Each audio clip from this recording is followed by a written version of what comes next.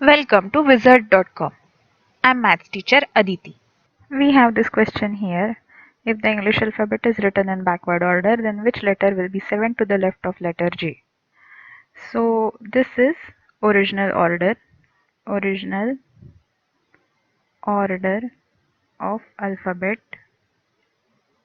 We write it like this: A, B, so on till Y and Z. When reversed, we'll write it Z, Y, so on till B, A.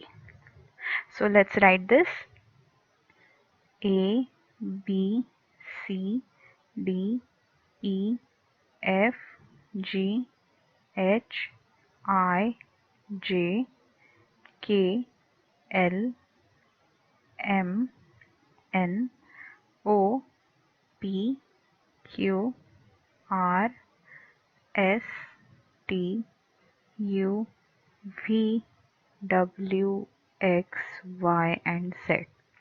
Now we have to find seventh letter from seventh to the left of letter J. So this is letter J. This is first to the left of letter J. So second, third, fourth, fifth, sixth, seventh. This is seventh letter to the left of J. So answer is option C, Q.